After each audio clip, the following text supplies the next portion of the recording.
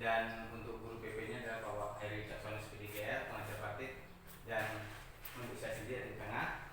Dan berikutnya adalah pemaparan budaya positif. Ini salam bahagia Bapak Ibu guru hebat, destinasi penyebaran pemahaman terhadap budaya positif di sekolah, yaitu di SD 53 Pancakarya 1.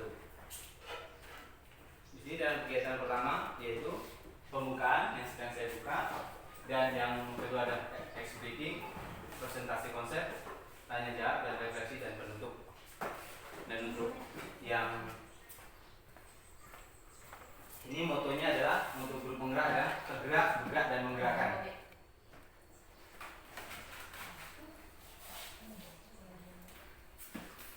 Sebelum kita masuk ke konsep paradigma, langkah baiknya kita ada namanya ice breaking Bapak Ibu, yaitu nanti ice breaking yang sampel aja, yaitu untuk pagi 1 kali tepuk, dan untuk siang 2 kali tepuk, dan untuk malam tidak ada tepukan karena sudah malam, berisik. Dan itu ya kita boleh kita mulai Bapak Ibu ya, oke? Nah ini contoh sampelnya dulu. Tepuk pagi, tepuk siang, tepuk malam. Konsentrasi Bu. Kita lagi.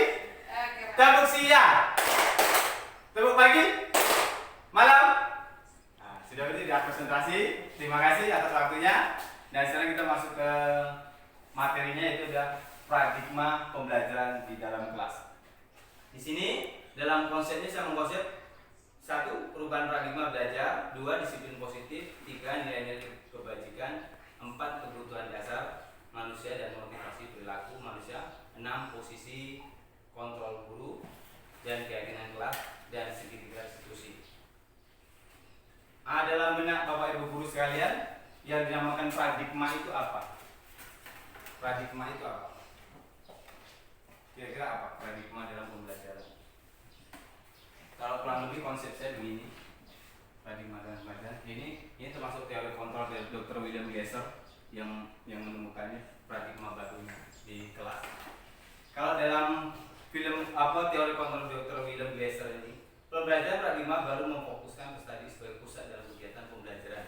Melalui rancangan siklus yang berkesinambungan, pembelajaran paradigma baru memberi ruang yang longgar pada pendidik dan menyusun perencanaan serta merumuskan asesmen yang sesuai dengan kebutuhan peserta didik. Pembelajarannya berorientasi pada penguatan kompetensi dan pengembangan karakter yang sesuai dengan dimensi profil Pancasila. Nah, di sini Bapak Ibu, dalam profil pelajar Pancasila itu ada ini, samanya di sini ada nomor 1 itu masuk kebanyakan global.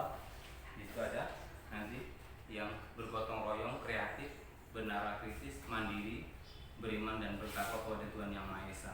Jadi profil Pancasila itu bisa nampak untuk tingkat umur, untuk kelas 1 dan kelas 4 itu nanti Bu Sumi boleh Ibu nanti memilih ini satu saja. Kalau yang ambil di beriman bertakwa kepada Tuhan Yang Maha Esa boleh, kebajikan juga boleh, nanti di asesmennya. Di sini dalam teori kontrolnya kata Dr. William Glasser, ilusi itu mengontrol. Di sini kita mengontrol murid. Sebenarnya kita tidak bisa mengontrol seseorang atau mengontrol murid. Kenapa? Dalam informasinya gimana? Kita tidak bisa mengontrol murid. Jadi murid itu diberikan kelonggaran Bapak Ibu sekarang intinya kan. Memang kalau dalam konteksnya kita agak paradigmanya agak bergeser lah. Dulu apa yang kita terangkan guru sama murid itu, murid harus mengikuti semua kata guru. Sekarang paradigmanya berubah. Guru harus mengetahui apa kemauan murid. Nah itu sekarang posisi kontrolnya di situ kan. Bisa ada nanti ada namanya ilusi bahwa semua penguatan positif efektif dan bermanfaat. Nah, memang ya namanya program baru ya harus kita amati. Dan dalam perubahan paradigma stimulus respon teori kontrol, bisa kita mengontrol seseorang? Tidak bisa. Kenapa? Karena tidak bisa mengontrol orang lain. Kenapa kita tidak bisa mengontrol orang? Karena di stimulus responnya kita mencoba mengubah orang agar berpandangan sama dengan kita, tidak bisa. Nah, teori kontrolnya kita berusaha memahami pandangan orang lain tentang dunia. Jadi perbedaan itu memang sekarang mencolok kan. Jadi bukan berarti di situ paradigma kita harus seorang anak harus kita latihkan A itu A itu tidak. Jadi kita mengajak teori yang lain ke arah mungkin arahnya mungkin dia kalau anak kurang bisa membaca kita arahkan ke pembelajaran ya seperti mungkin di luar belajar dan bermain. Terus yang keduanya perilaku buruk dilihat dari sebagai sesuatu. Semua perilaku memiliki tujuan. Jadi tidak ada katanya gini. Memang agak ambigu sih. Ketika anak berbuat salah itu bukan berarti anak itu salah sebenarnya seutuhnya. Itu bisa berarti nanti salah di pengajaran. Di pengajaran. Jadi memang agak informasinya agak kuat. Di situ apa semua perilaku memiliki tujuan. Jadi ketika anak ada pemberontakan, mungkin dia tidak mengerjakan PR atau malas atau mungkin jalan sama teman, itu pasti ada suatu tujuan anak itu apa sih yang dilakukannya itu pasti ada tujuannya. Saya punya ini loh kayak gitu. Dia pengen nanti ada ibaratnya ada kita harus mengetahui kemauan anak itu begini gitu. Terus kesalahan orang lain bisa mengontrol saya. Hanya ada di sini kan kesalahannya kita mengontrol orang. Hanya ada yang bisa mengontrol diri sendiri. Nah, jadi semuanya yang bisa mengontrol dia itu ada dirinya sendiri, bukan kita sebagai guru dan bapak ibunya. Nah, di sini ada namanya makna disiplin. Nah, kalau bahasanya disiplin itu sebenarnya bahasa Latin itu dispalciana, itu artinya belajar. Makna asal dari kata berkonten yang disiplin dari murid Protes atau Plato. Nah, sini kenapa saya banyak menyadu dari penemu maksudnya informasi dari situ. Disiplin membuat orang menggali potensi menjadi sebuah tujuan yang dia hargai. Namun dalam budaya kita makna kata disiplin tidak tak berubah, yaitu menjadi sesuatu yang dilakukan seorang pada orang lain untuk mendapat tujuan kepatuhan. Nah, sebenarnya tidak ya dulu. Disiplin itu sebenarnya memang kepatuhan, tapi bukan sekarang bukan cenderung kita harus patuh. Nah, intinya harus ada kebebasan dalam hati kita untuk mengungkapkan, saya penting begini. Kecenderungan umum adalah untuk menghubungkan kata disiplin dengan ketidaknyamanan, bukan dengan apa yang kita hargai atau mencapai suatu tujuannya. Dan next berikutnya itulah penerapan disiplin positif. Nah, ini bertolak belakang kan dengan disiplin tadi kan. Nah, di sini dalam kurikulum Merdeka, disiplin itu dirubah menjadi disiplin positif. Maksudnya gimana disiplin positif? Secara umum disiplin positif adalah suatu pendekatan untuk menerapkan disiplin dari dalam diri anak tanpa hukuman atau hadiah. Disiplin positif perlu diterapkan baik dalam lingkungan keluarga maupun lingkungan sekolah, dan menerapkan disiplin positif diharapkan tidak ada kekerasan yang dapat dihindari. Pendekatan disiplin positif akan mengenai anak peserta didik secara langsung, melainkan dengan cara orang dewasa memberikan dampak dan pengaruh positif kepada anak peserta didik. Pendekatan disiplin positif menitikberatkan pendekatan yang positif tanpa kekerasan, motivasi, merefleksi kesalahan, menghargai, membangun logika dan bersifat jangka panjang.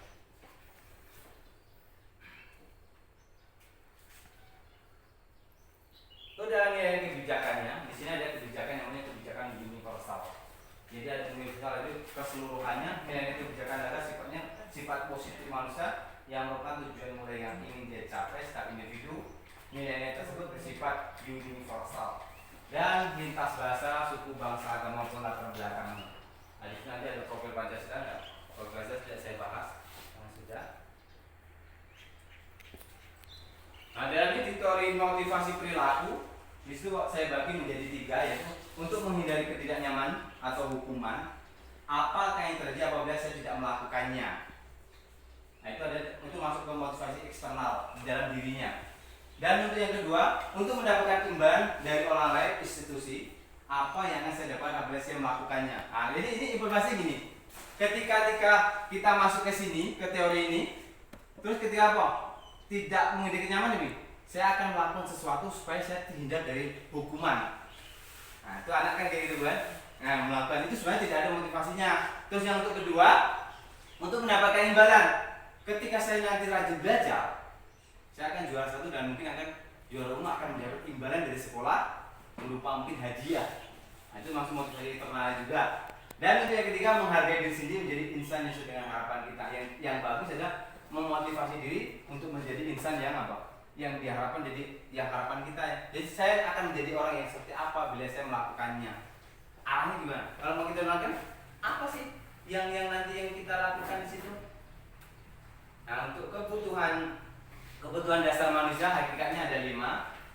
Itu ada belonging, power, survival, fun, dan freedom. Nah, di situ ada apa? Kita masukkan untuk blogging itu kata hati heart di sini saya masukkan ke ada sandang pangan pakan. Di situ ada makanan, pakaian, tempat tinggal dan keamanan dan kesehatan. Dan untuk yang kedua adalah apa? Di situ rasa aman. Rasa aman diterima dibutuhkan kerjasama di bagian kelompoknya. Dan yang ketiga harga diri, keinginan untuk dianggap memimpin berprestasi diakui. Dan yang keempat mandiri, memilih pilihan mencoba hal yang baru, mampu mendengar diri. Dan yang kelima adalah survival, bermain, humor, antusiasme dan tertawa. Inilah sekarang kebutuhan dasar manusia kayaknya sekarang ini.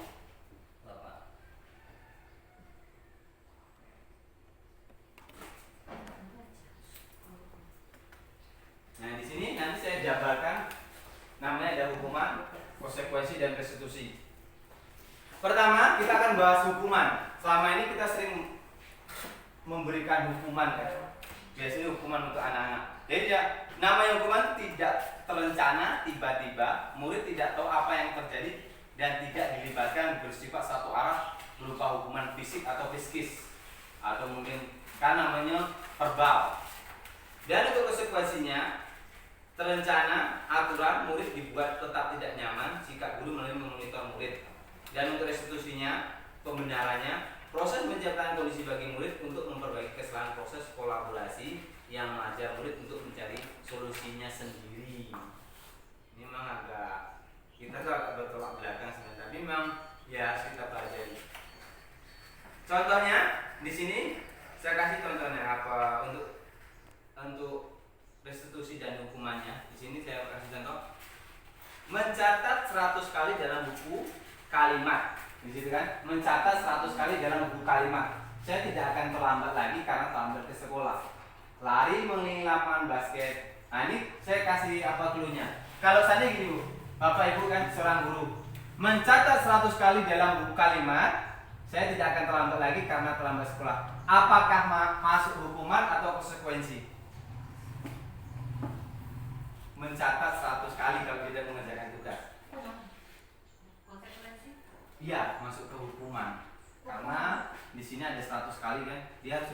Dia harus mengulang 100 kali itu hukuman bukan konsekuensi. Terus kalau yang untuk yang kedua, ini bisa untuk guru penjas. Lari mengelilingi lapangan basket 2 kali karena telah hadir di sekolah. Murid diminta untuk push up 5 kali karena tidak mengerjakan PR. Mana Pak Hanum yang hukuman atau yang konsekuensi? Yang lari atau yang murid diminta untuk push up? Yang lari, Pak. Alasannya Pak Hanum?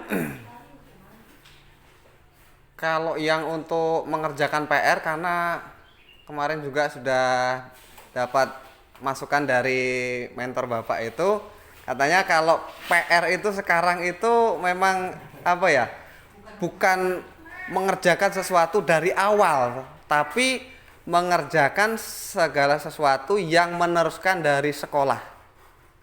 Ya. Mungkin pendapat saya itu, Pak. Iya, bagus. Terima kasih. Untuk kenapa lari mengelilingi lapangan basket 2 kali karena telah hadir di sekolah? Itu kenapa?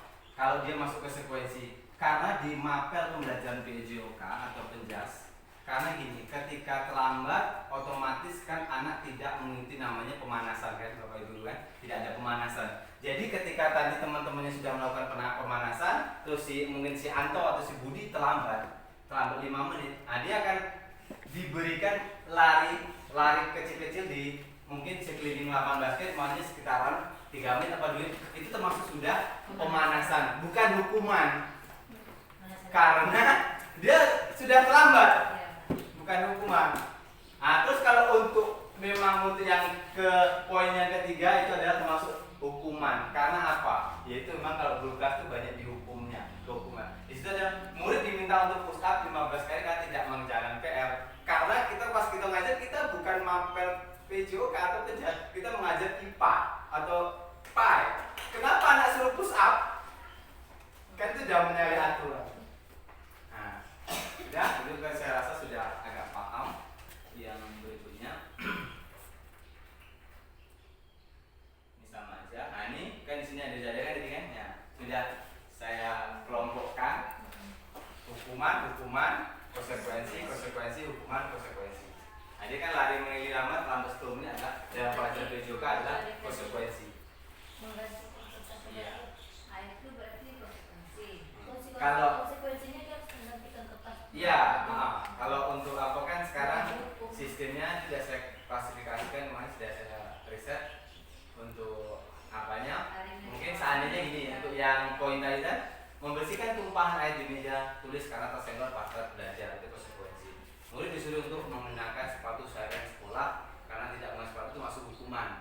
Terus untuk lari meliling lapangan basket 2 kali karena terlambat 10 menit dalam pelajaran video juga ada konsekuensi.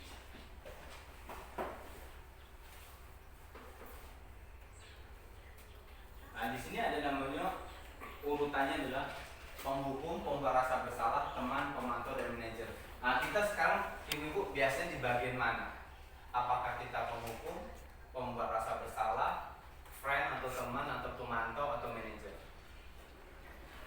Kita menyangkut di mana biasanya? Menyangkut di mana? Udah. Kalau kita sebagai seorang ibu. Bukan. Hah? Karena Kita di mana? Kita di mana? Yang cenderung kita di mana? Di mana? Apakah kita sebagai pemantau? Apa sebagai friend sama anak-anak itu? Teman? Nggak juga.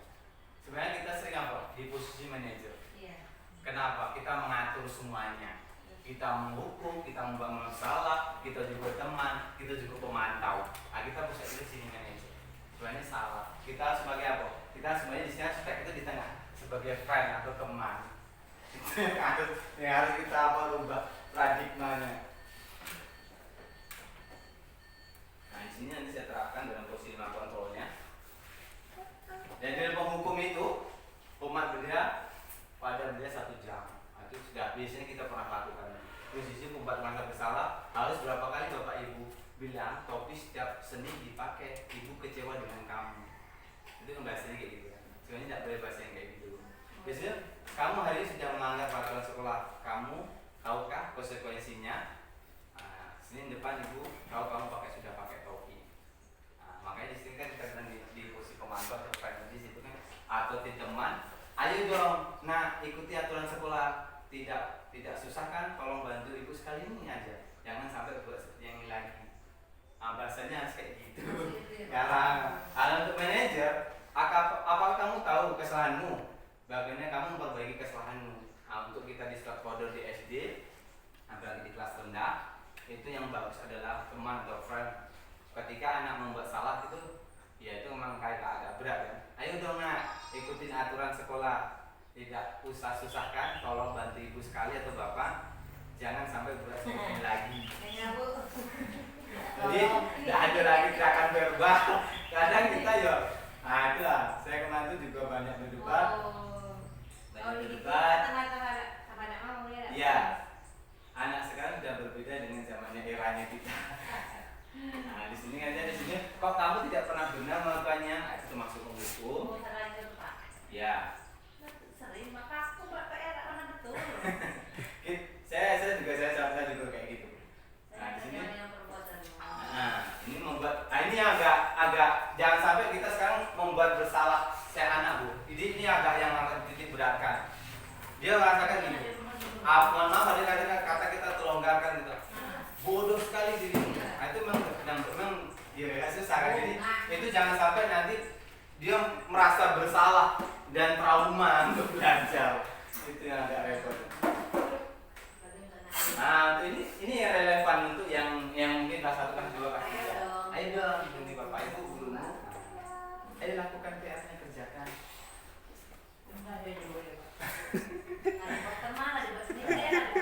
Ya.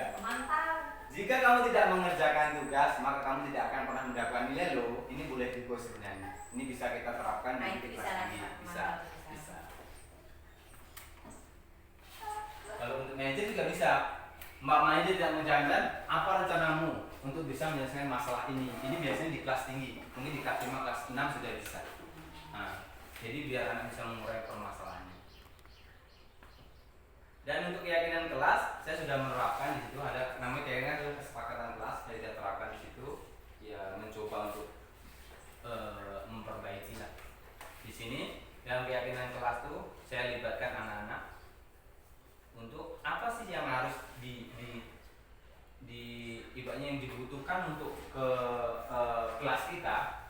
Yang pertama jelas kita memang ada cenderung agak memang kita fokuskan untuk menjaga kebersihan, yang disiplin, dan juga saling tolong menolong. 4 mungkin berkata sopan. 5 saling menghormati. Nah, untuk pembentukan keyakinan kelas ini, kalau ibu nanti bapak ibu mau pingin prosedurnya juga bisa ini, bisa lebih abstrak daripada peraturan yang lebih rinci dan konkret. Mohon maaf kalau untuk kesepakatan kelas ini bukan aturan ya, bukan aturan, tapi memang pure murni dari kesepakatan anak-anak. Beda dengan aturan. Kalau aturan itu memang yang dibuat pun yang membuat orang dewasa, yang juga gurunya atau mungkin wali kelasnya kalau namanya aturan, atau mungkin instansi yang terkait. Keyakinan kelas berupa pernyataan-pernyataan universal yang dibuat untuk agamanya positif. Keyakinan kelas tidak dibuat dalam jumlah banyak, memang tidak dibuat jumlahnya, sehingga mudah diingat dan dipahami oleh semua warga kelas. Keyakinan kelas merupakan suatu yang dapat diterapkan di lingkungan kelas tersebut. Pembuatan keyakinan melibatkan semua warga kelas melalui kegiatan curah pendapat. Nah, kemarin kami sudah membentuknya itu, makanya kemarin agak lama manding kami karena ada kesepakatan yang agak anak-anak itu agak antusias istilahnya. Dan untuk yang keenam, keyakinan kelas ditinjau kembali dari waktu ke waktu. Kemungkinan kalau tidak mungkin sudah tidak terlaksana dan tidak relevan, bisa diganti lagi kesepakatan kelasnya, boleh.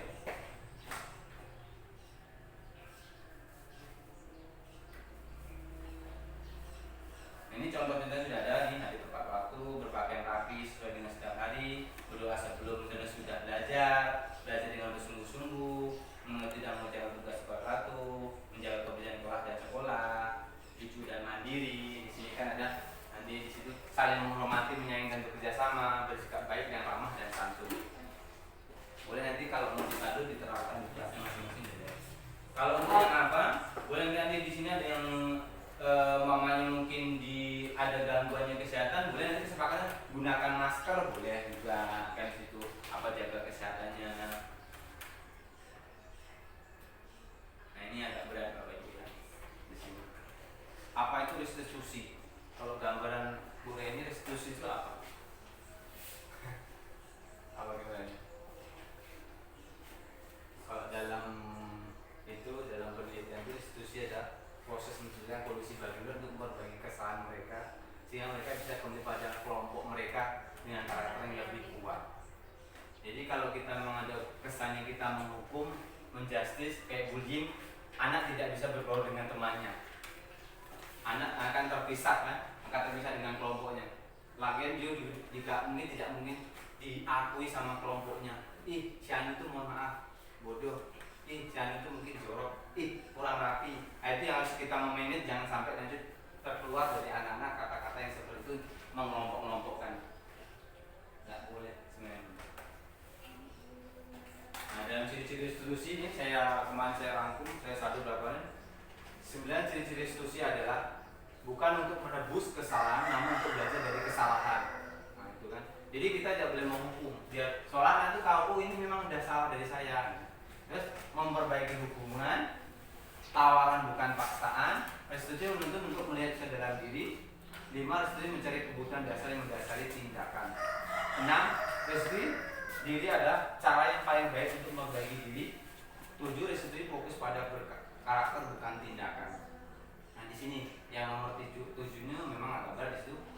Fokusnya pada karakter bukan di tindakan. Jadi kita agak merubah karakter yang mungkin anak yang agak saya anggap rasa memang agak berlebih. Dia punya ibaratnya tenaga lebih lah intinya. Jadi dia fokusnya ke tindakan. Restitusi fokus pada solusi, bukan pada fokus jawaban di situ. Restitusi mengembalikan murid yang berbuat salah pada kelompoknya. Nah di sini kan maka ada terus restitusi pasti yang nomor 9 itu kembalikan ke kelompoknya atau ke temannya sejawat.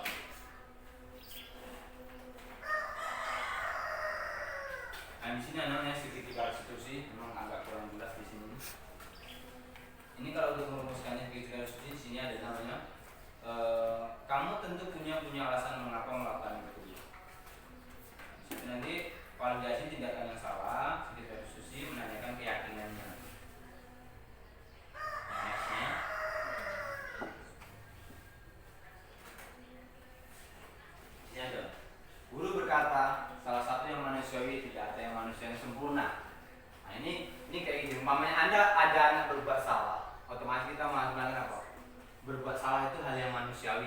Tidak ada manusia yang sempurna.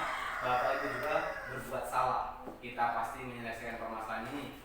Bapak itu tidak tertarik untuk mencari tahu siapa yang benar, siapa yang salah. Apa Bapak dan Ibu lebih tertarik untuk menyelesaikan masalahnya? Kalau kamu menyalahkan dirimu sendiri terus, apakah kamu akan bersikap baik pada dirimu sendiri? Ini agak memang perlahannya agak dalam. Ketika nanti anak bermasalah, kita kembalikan ke diri kita sendiri. Mau seandainya anak tidak mengerjakan PR, apa mungkin mematahkan sesuatu pensil atau pena temannya, kita tuh harus berbuat gini. Anak tuh jangan bilang kamu tidak terlalu bermasalah atau bersalah. Semua orang pasti pernah melakukan kesalahan, kan? Dia harus mencarikan solusinya buat diri sendiri untuk mengakui kesalahan dan juga untuk mengakui kesalahannya untuk supaya dia bisa berubah.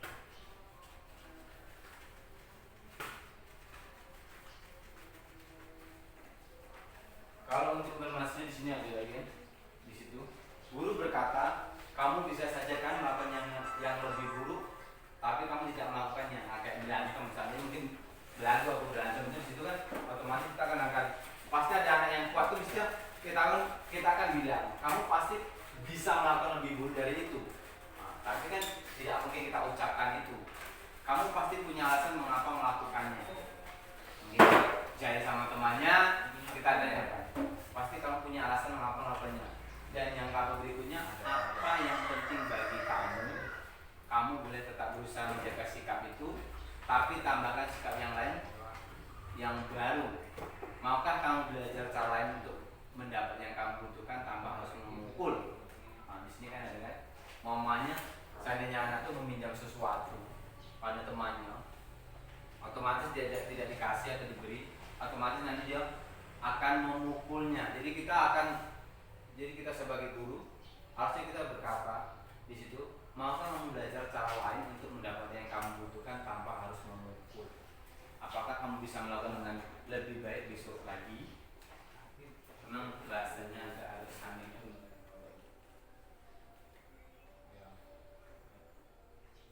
Di sini apa nilai yang kita pelajari di kelas setelah kita? Nilai-nilai kebajikan, keyakinan apa yang kita sepakati. Kelas yang ideal itu seperti apa sih? Kamu ingin menjadi seperti apa? Ini fungsi kontrol kita sih.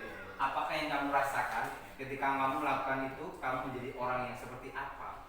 Nah, itu untuk pemetik supaya kita bisa membuat budaya positif di kelas kita masing-masing. Nah, kalau main dalam privasinya, dalam penerapan disiplin positif kita mampu mengontrol diri dan refleksi diri sebagai guru amon atau manajer untuk menuntut murid menjadi insan yang mandiri, merdeka dalam belajar bertanggung jawab dan muaranya murid menjadi insan yang seimbang, selamat dan bahagia.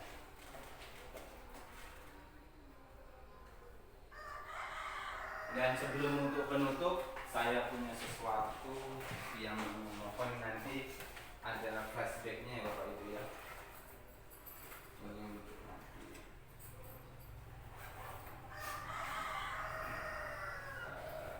Ini ada namanya break.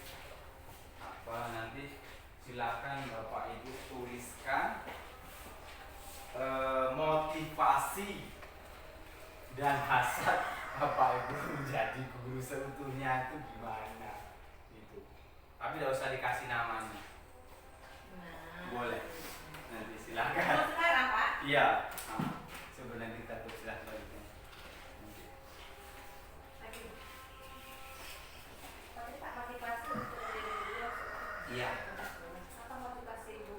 Silakan tulis di sini. Itu ya supaya kita menjadi pemetik lagi atau pengingat kita, karena kita rata-rata kan sudah tidak apa-apa Bu, tidak apa-apa Bu.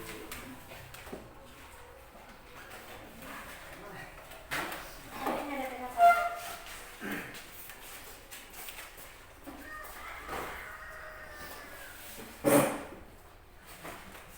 Nggak mau di pause lah ya? Nggak mau di pause. Ibu tadi bawa pakai HP dulu, saya langsung foto. Nggak mau di pos.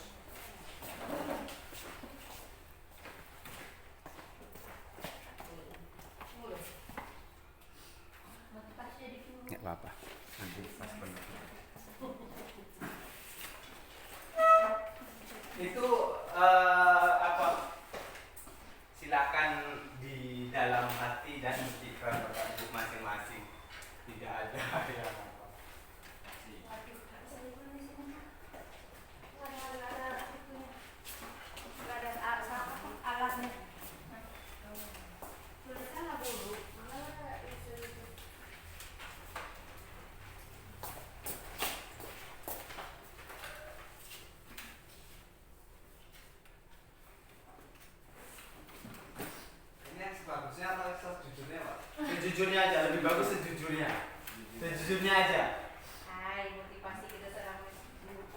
Nggak usah dibikin biografisinya, nggak usah apa, sejujurnya aja nggak apa-apa.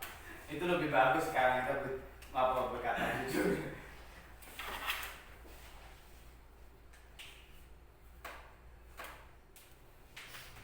Ini cuma untuk pemetik mengingat kita kan.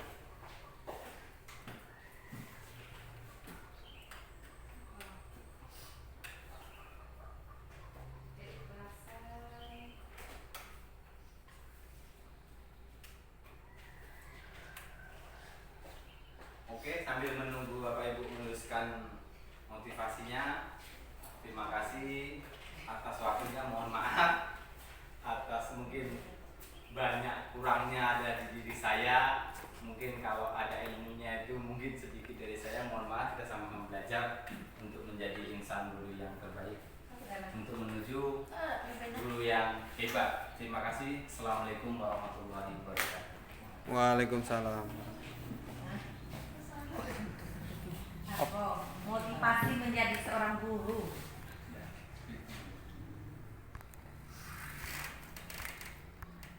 Tidak mau Pak.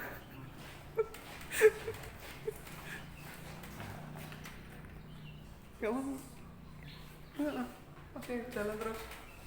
Ini pos tadi juga gak rame. Ya benar-benar. Mau ganti lu. Keluar nanti gak kesana.